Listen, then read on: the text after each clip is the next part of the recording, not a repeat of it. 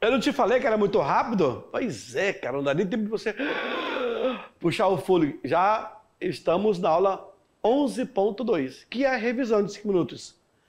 Vamos saber o que foi falado durante a aula? Então, me acompanha. Joga no quadro. Isso! Oba! Revisão. Lembra que nós falamos nessa aula sobre a crise do capitalismo no século XX. Tá certo? A crise do capitalismo vai acontecer de fato em 1929, mas é necessário você entender como estava a economia americana antes desse período. Na verdade, foram 20 anos de glória, de fama, de conquista e tudo que o americano queria, né? No ano de 1920, os americanos eram responsáveis por quase 50%, olha aí, da produção de todo mundo, todo o planeta. Com a crise, eles vão perder 54%. Houve uma prosperidade econômica, o chamado Anos Felizes, o American Way of Life, o estilo de vida americano. E isso foi colocado em prática. Então se consumia à vontade geladeiras, liquidificadores, olha, era do tipo da enceradeira, lembra? Rapaz, quando a enceradeira ela surgiu, foi uma revolução.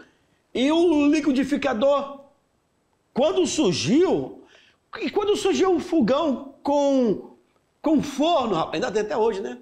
Fogão com forno. Foi uma revolução. Mas eu era criança.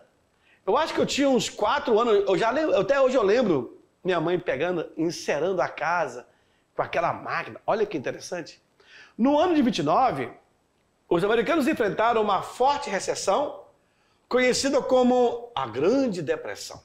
Viu? Houve uma corrida para vender as ações, os preços das mesmas acabaram caindo cada vez mais, perdendo o seu valor no mercado.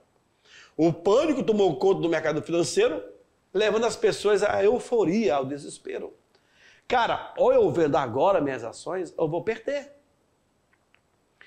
Aí, não acreditando que isso podia melhorar lá no futuro, lá na frente, não, queriam saber de não perder agora. Foi uma quinta-feira negra que veio esse crash, a queda, levando inúmeras empresas e bancos à falência. As pessoas que tinham o seu dinheiro guardado nos bancos, cara, eles vão tirar. Eles não querem nem saber. Vai querer esperar para ver? Negativo. Eles não vão esperar para ver. A verdade, eles querem se livrar. Investidores de empresas direcionaram os seus investimentos para outros países. Você vai investir em uma nação que não tem uma economia viável?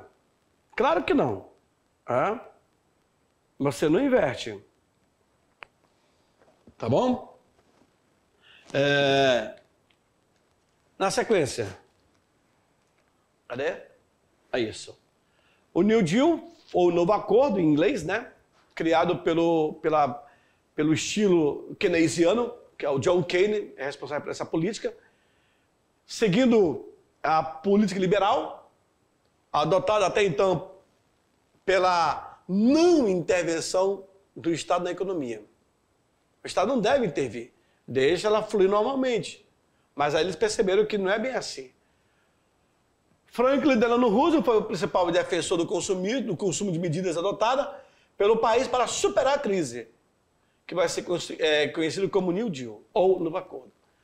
Vejam, conciliar as leis de mercado e o respeito pela iniciativa privada com a intervenção do Estado. Ou seja, o Estado tem que criar mecanismo. Vejam, teve um período aqui no Brasil que a gasolina toda semana aumentava. Toda semana. Mas acompanha o mercado internacional, não sei o quê. Sim, e nós iremos ser punidos. Aí o governo teve que intervir, criando um mecanismo para que a população pudesse sentir no bolso, porque nós ganhamos em real e não em dólar. Ah, mas é porque o Brasil adotou um sistema de ganho da moeda americana e tal. O problema é deles. Mas aí, na verdade, acaba sendo para nós, né? John Keynes, economista americano, inglês, perdão, John Maynard Keynes, em seu livro, conhecido como A Teoria Geral do Emprego, do Júlio da Moeda, ele traz essa reflexão para o mercado americano. Ele defende a intervenção do Estado na economia. Hoje nós temos isso. Basicamente, nós não temos um preço abusivo das economias, mas o mercado acaba operando e intervindo, né? Esse estilo keynesianismo ficou conhecido como o Estado do bem-estar social, onde o Estado consegue arrecadar, pouco mais consegue, o cidadão consegue viver dignamente, tem um poder de compra, e com isso acaba fluindo para todo mundo. Né? O que não pode é só o Estado querer, porque, gente, se você for analisar, nós temos aí um Estado devorador de impostos, onde você paga muitos impostos e você não vê para onde vai esse dinheiro. A política acaba levando boa parte dessa grana. Porque os impostos que nós pagamos, se fosse de fato revestido na educação, no transporte, na merenda escolar, em investimento de infraestrutura, com certeza o Brasil, eu digo, e não tenho medo de errar, o Brasil é uma potência, só que ela é mal administrada. Quem está lá em cima, quem representa o governo, que é a nossa classe política, e eu não falo só no presidente, mas a classe como mundo geral, os caras pensam no bolso dele. Ele não vai pensar no povão, não. O povão que se dane. Infelizmente é assim. Né? Mas o cara que está aqui embaixo, que paga os seus impostos direitinho, ele não vê para onde vai o seu dinheiro. A rua dele é cheia de buraco, não é asfaltado, não tem segurança nos seus bairros, a escola é péssima, enfim. Por quê? Pagamos a maior taxa tributária do planeta Terra, é o Brasil. Pagamos os nossos políticos, são os mais caros do planeta Terra, para ter uma ideia. Mas nem tudo isso é revestido para o povo. Fica aí a nossa reflexão, tá bom? Daqui a pouco eu volto para corrigir a atividade com vocês. Tchau, tchau.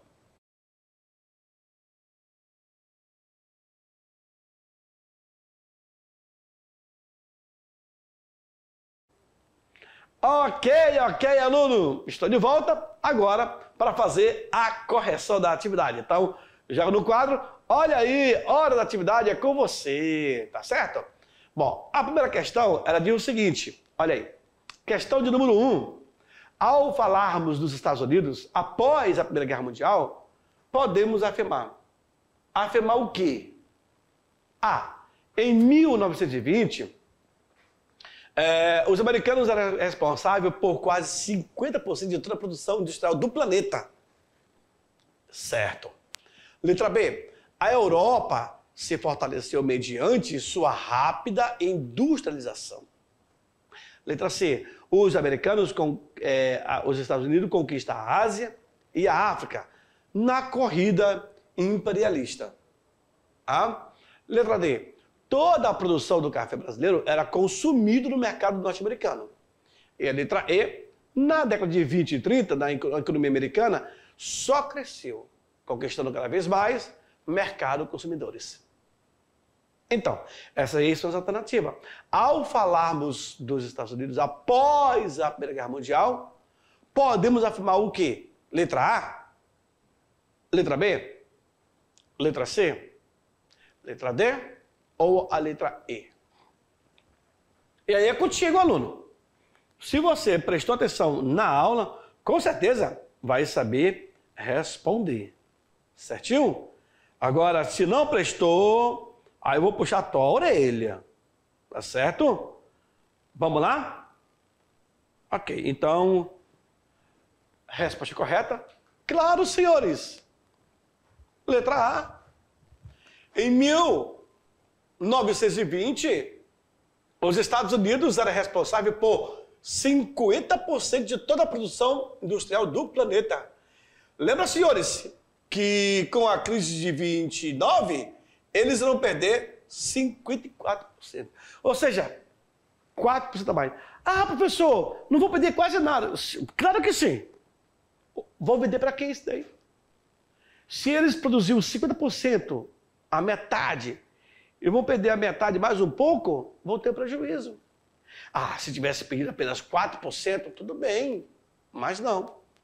Vai muito mais além do que se pensava. Tá certo? Então, fica aí a observação. Questão 2. A chamada crise de 29 caracterizou-se por um colapso do sistema financeiro mundial num período entre guerras. Isto é, no intervalo entre a Primeira e a Segunda Guerra Mundial. Tal crise também é identificada com a Guerra Franco-Prussiana. B. A quebra da Bolsa de Nova York. A quebra da Bolsa de Valores de São Paulo. Letra C. A Guerra Civil Americana.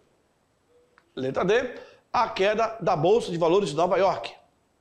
E a letra E. A independência dos Estados Unidos. Preste bem atenção na pergunta. O que ela está associando? A chamada crise de 29 caracterizou-se por um colapso no sistema financeiro mundial, no período de entreguerra. Aluno, o período entre guerra vai ser de 1918 a 1939. Aqui, em 1929, vai acontecer a crise. Daí que fala do final para o início de uma outra guerra. A Primeira Guerra foi de 1914 até 18. A Segunda Guerra começa em 39 e vai até 45. A crise foi nesse período aqui, ó, do entreguerra. Fechou? Pela leitura? Ok. Já sabe a resposta? Ótimo! Se sabe, vamos lá. Claro, tá na cara, né, aluno? Fácil. Fácil para quem teve a aula, fácil para quem participou, fácil para quem sabe. Agora, para quem não sabe, já era. Questão 3. Para conter os efeitos da depressão, olha aí essa pergunta. Para conter os efeitos da depressão que ocorreu após a crise de 1929, o governo americano lançou um programa intitulado. Aluno, pelo amor de Deus, tu sabe disso, né? Eu falei aqui maciçamente nessa aula. Qual foi o programa intitulado? A. Pacto de Varsóvia. B. New Deal. C. Acordo de 1931. D. Projeto Manhattan. E, letra E, Plano Marshall. Eu vou te dar um bombom se tu acertar, aluno. Claro que tá fácil. Como vocês sabem, o projeto foi o New Deal, o novo acordo, criado por John Keynes. O inglês, John Keynes. Olha que o cara era inglês, não é nem americano, né? Mas trouxe seus conhecimentos para a estabilização da economia americana. Vamos lá agora para essa daqui, a hora do Enem. Essa aqui é punk, tá? O que ela diz? Ela diz o seguinte. Agora vamos para a hora do Enem. Quando vem a hora do Enem, porque a bicha é punk mesmo. Olha só a leitura. No fim da década de 20, anos de prosperidade, uma grave crise econômica conhecida como a Grande Depressão começou nos Estados Unidos e atingiu todos os países capitalistas. J.K. Galbraith, economista norte-americano, afirma que à medida que o tempo passava, tornava-se evidente que aquela prosperidade não duraria. Dentro dela estavam contidas as sementes de sua própria destruição. Dias de boom e de desastre, em J.M. Robert, organizador, História do século XX. A aparente prosperidade pode ser percebida nas seguintes características. Tudo isso daqui, aluno, é um texto, tá? É só um texto para vocês entenderem. A pergunta está aqui. A aparente prosperidade pode ser percebida nas seguintes características. Vamos lá. A. O aumento da produção automobilística, a expansão do mercado de trabalho e a falta de investimentos em tecnologia. Letra B. A destruição dos grandes estoques de mercadorias. O aumento dos preços agrícolas e o aumento dos salários. Letra C. A cultura de massa com a venda de milhões de discos, as dívidas de guerra nos Estados Unidos e o aumento do número de empregos. Letra D. A crise de superprodução, a especulação desenfreada das bolsas de valores e a queda da renda dos trabalhadores. Letra E. O aumento do mercado externo, o mito do American Way of Life e a intervenção do Estado na economia. Agora sim, aluno, eu quero que você responda essa questão. Já sabe? Bom, como é uma questão de Enem, é da FUNESP, olha aí, VUNESP. A resposta, eu creio que você já sabe. Olha aí. A crise de superprodução, a especulação desenfreada nas bolsas de valores e a queda da renda dos trabalhadores. Se foi especulação essa crise, ela gerou grave desconforto e ela aconteceu. Ah, mas foi curta, de 29 a 35, foram 6 anos. Mas em 32 já começa a dar resultado. O mercado financeiro, ele é acostumado a ganhar todos os dias. Esse é o capitalismo. É o capitalismo desenfreado. Os caras não querem nem saber. Querem ganhar. Pode perder hoje, mas ganha amanhã. Perde amanhã, ganha depois. E assim é o mundo capitalista. Tá certo? Bom, olha só. Para a nossa aula, eu tenho esse material complementar. Não esqueça de ler o nosso material complementar, que se encontra junto com esse material, tá, professor? Você aí que está conosco, lembra de passar para os alunos o link desse material, se tem como eles baixarem, você acaba levando para ele História do século XX, década de 20, duração 1 hora e 7 minutos. Tire aí o final de semana para poder assistirem e dê uma visualizada nesse material, tá bom? Com certeza vai ampliar o teu leque de conhecimento, vocês vão passar a ter mais informações do que foi de fato. E aí você tem documentários, seria bom também vocês relacionarem informações a respeito da crise de 29, baixarem até mesmo revistas, livros que podem estarem falando sobre a depressão do século XX, tá bom? Eu vou ficando por aqui, eu sei que acabou. É assim, a aula boa passa muito rápido, você não vê nem o tempo passar. Até o meu já passou, já acabou. Mas não esquece não, eu volto com vocês em uma próxima aula. See you! Até breve, tchau!